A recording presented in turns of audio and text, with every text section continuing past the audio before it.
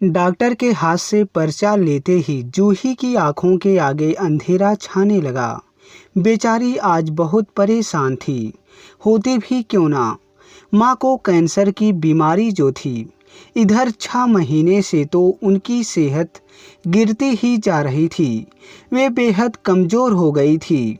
पिछले महीने माँ को अस्पताल में भर्ती कराना पड़ा।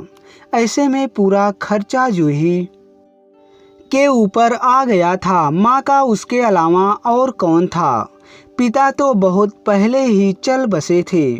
तब से माँ ने ही जूही और उसके दोनों भाइयों का पाला पोसा था। तभी जूही के कानों में माँ की आवाज़ सुनाई दी, बेटी जूही जरा पानी तो पिला दे, ओठ सूखे जा रहे हैं। मेरे अपने हाथों से पानी पिलाकर जूही माँ के पैर दबाने लगी। पर्चा पकड़ते ही वह परेशान हो गई। अब क्या करूं? रिश्तेदारों ने भी धीरे धीरे उनसे कन्नी काट ली थी। जैसे जैसे वक्त बीतता जा रहा था, खर्चे तो बढ़ते ही जा रहे थे। सब कुछ तो बिक गया था। अब क्या था जूही के पास? तभी जूही को सुभाष का ध्यान आया। उसकी परचून की दुकान थी। वह शादीशुदा और 2 बच्चों का बाप था। जूही उसकी दुकान की तरफ चल दी। सुभाष जूही को देखकर चौंका और उसके अचानक इस तरह आने की खबर पूछा। आज मेरी याद कैसे आ गई? कहकर सुभाष उसकी कमर पर हाथ फेरने लगा। जूही ने कहा, वह लाला जी, माँ की तबीयत काफ़ी खराब है। मैं आपसे मदद मांगने आई हूँ। दवा तक के पैसे नहीं है मेरे पास। कहते हुए वह हिचकियां लेकर रोने लगी। जूही की मजबूरी में सुभाष को अपनी जीत नजर आई। बोलना क्या चाहती है? मैं तो हर वक्त तैयार हूँ, बस तू मेरी इच्छा पूरी कर दे। बोलते हुए सुभाष ने उसकी तरफ ललचाई नज़रों से ऐसे देखा जैसे कोई गिद्ध अपने शिकार को देखता है। जूही सुभाष की आंखों में तैर रही हवस को पढ़ चुकी थी। वह तो खुद ही संपर्क के लिए आई थी। हालात से हार मानकर वह उसके सामने जमीन पर बैठ गई। आखिर चारा भी क्या था उसके पास समझौते के सिवा जीत की खुशबू पाकर। सुभाष की हवस दोगुनी हो गई।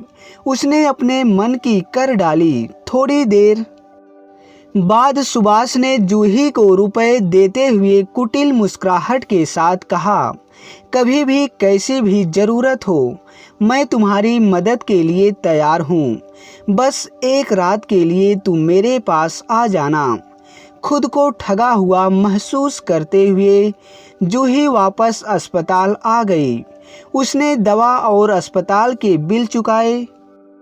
वह मन ही मन सोच रही थी, आज तो मैंने समझौता करके माँ की दवाओं का इंतजाम कर दिया, लेकिन अब आगे क्या होगा?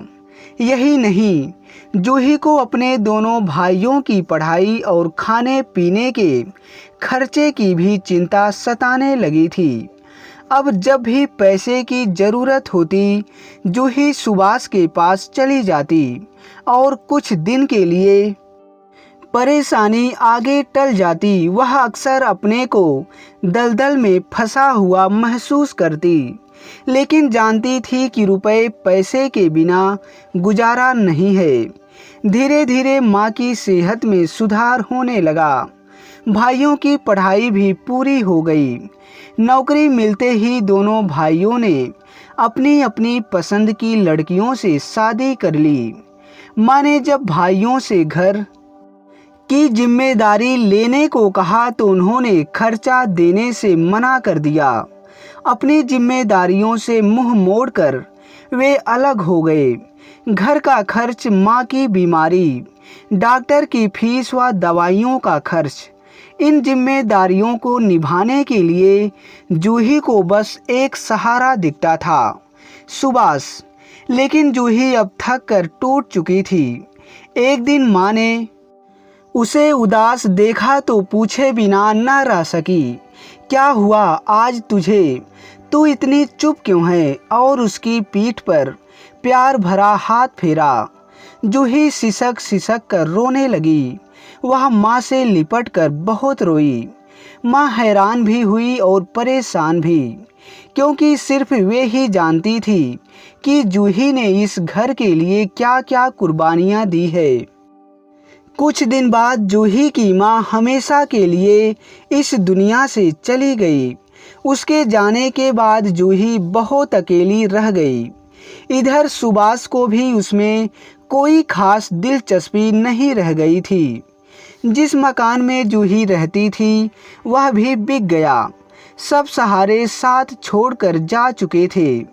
जूही ने एक कच्ची बस्ती में एक छोटा सा कमरा किराए पर ले लिया और लोगों के घरों में रोटी बनाने लगी। रोज सपने बुनती तो सुबह उठने तक टूट जाते थे। फिर भी उसने हिम्मत नहीं हारी, पर शरीर भी कब तक साथ देता। अब जूही बीमार रहने लगी थी। तेज बुखार होने की वजह से एक दिन सांसें थमी तो दोबारा चालू ही नहीं हो पाई। आज उसने फिर एक नया समझौता किया था मौत के साथ। वह मौत के आगोश में हमेशा हमेशा के लिए चली गई थी।